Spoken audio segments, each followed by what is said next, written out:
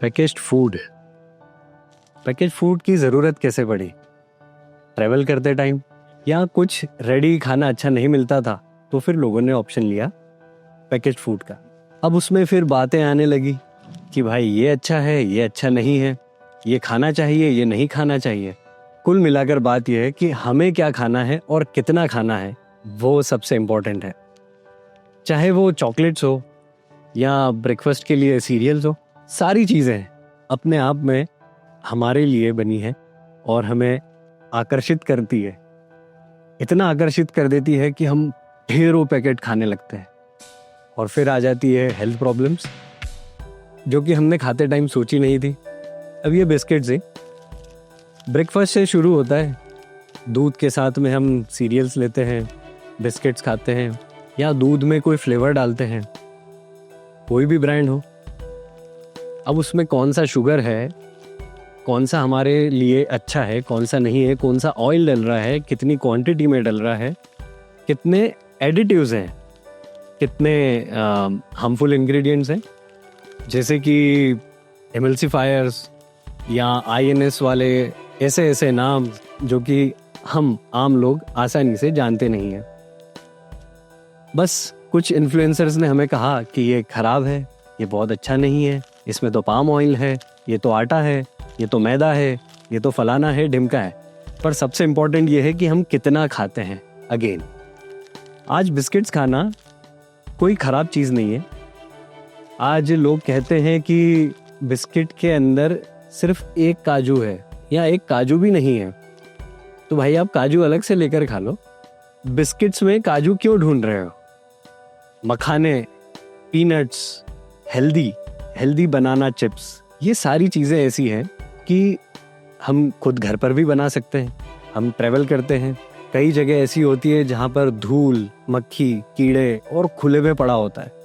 पर आज कहीं पर अगर हमें एक अच्छे पैकेट में कुछ सिंपल सा नाश्ता मिल जाता है तो हम लोग ज़रूर खाते हैं।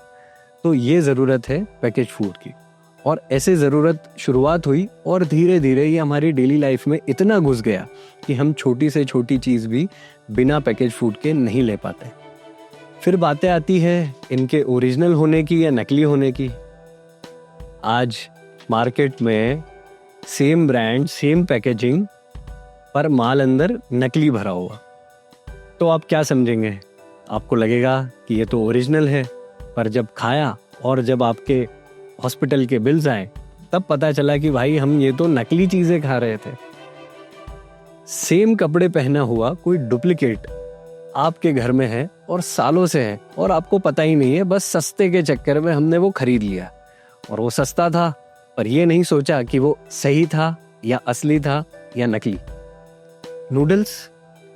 नूडल्स में आटा है, नूडल्स में मैदा है, ये पेट में जम जाता है, ऐसा सारे इन्फ्लुएंसर्स हमें कहते रहते हैं और हम मान लेते हैं और हम उस ब्रांड को छोड़ देते हैं। पर कुछ कारणों से वो ब्रांड बंद हो जाता है और फिर वापस जब सुपर हीरो की तरह एंट्री करता है तब पहले से ज़्यादा लोग खाने लगते हैं। अब तो ठीक है, अब उसमें से सारे हार्मफुल केमिकल्स हट गए हैं, अब हम खा सकते हैं, जितना चाहे उतना खा सकते हैं, इस पर जिंदा रह सकते हैं।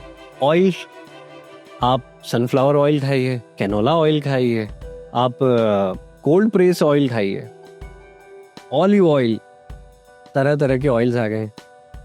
पर हमें ज़रूरत क्या है इतनी फ्राइड चीज़ें खाने की? हम अगर डेली लाइफ में देखा जाए तो एक साधारण आदमी कितना तेल खाता है? आज छोटी छोटी चीज़ों में हम ऑयल देखते हैं, पर वो ऑयल की क्वांटिटी या उस पर जो भी चीज़ें लिखी होती है ऑयल से रिलेटेड, वो होती है पूरे पैकेट में वपराया हुआ ऑयल। आज अगर आप वो पूरा चिप्स का पैकेट खाते हैं जो कि उस तेल में तली हुई है, या आप ऐसा कोई फूड, पैकेज फूड खाते हैं जिसमें इतनी सारी क्वांटिटी में तेल डला हुआ है, पर सारी बातें आती है हम वो कितना खाते हैं। आज वो पूरा पैकेट हमारे लिए है या शेयर करने के लिए है, उस पर डिपेंड करता है। मसालों में कहा गया था कि बहुत मसालों से कैंसर हो सकता है, ये मसाले तो बहुत ही हार्मफुल हैं, कई देशों ने बैन कर दिया है, पर उन चीज़ों को सही तरीके से बताया ही नहीं। उसका सही बात ये थी कि जब कुछ ब्रांड्स को बैन कर दिया गया था होता है जब फार्मिंग होती है तब उन मसालों पर पेस्टिसाइड्स डाले जाते हैं और फिर बाद में जब वो खेतों से फैक्ट्री में आते हैं तो उसे साफ करने की एक प्रोसेस होती है, फ्यूमिगेशन कहते हैं जिसे। उस फ्यूम से उस पेस्टिसाइड्स को निकाला जाता है और वो जब पेस्टिसाइड्स कुछ रह जाते हैं तो किसी देश किसी की लेबोरेटरी में वो पकड़ में आ जाते हैं, किसी की लैब में नहीं आते हैं। उसके पीछे कोई पॉलिटिक्स भी हो सकती है कि नहीं, हमें ये प्रोडक्ट्स यहाँ पर बिकने नहीं देना है, इसीलिए इसे बैन भी किया जा सकता है। पर क्या सभी मसाले इस तरह के हैं? कुछ प्रोडक्ट्स में वो ऐसा आ जाने से आप सारी ब्रांड्स या सारे प्रोडक्ट्स को ब्लेम नहीं कर सकते हैं। मसाले हमारी लाइफ का बहुत अटूट हिस्सा है, पर मसाले हम थोड़े डालते हैं और आज आप अगर वो पूरा पैकेट खाते हैं या उतनी क्वांटिटी में खाते हैं तब जाके आपको कोई बीमारी होने का चांस होता है अगर किसी लेबोरेटरी में वो पकड़ में आया। पर आप मिलावट वाले मसालों का क्या कहेंगे जो बाजार में खुले बिकते हैं? हर गली में, हर मोहल्ले में कहीं ना कहीं मसाले पीस कर बेचने वाले बहुत सारे लोग मिल जाएंगे। हमें लगता है कि हमारी आंखों के सामने हमने मसाले पिसवाए हैं, हमारी आंखों के सामने हमने खरीदे हैं, पर क्या ये वो क्वालिटीज होती है जो ब्रांड्स खरीदती है? या वो दुकानदार, उसके पास इतनी पूंजी है कि वो उस क्वालिटी की मिर्ची, हल्दी, धनिया या ऐसे क्वालिटी के मसाले आपको पीस कर दे कि आप वो उस पैकेज फूड से ज़्यादा बेहतर हो? ऐसा पॉसिबल नहीं है।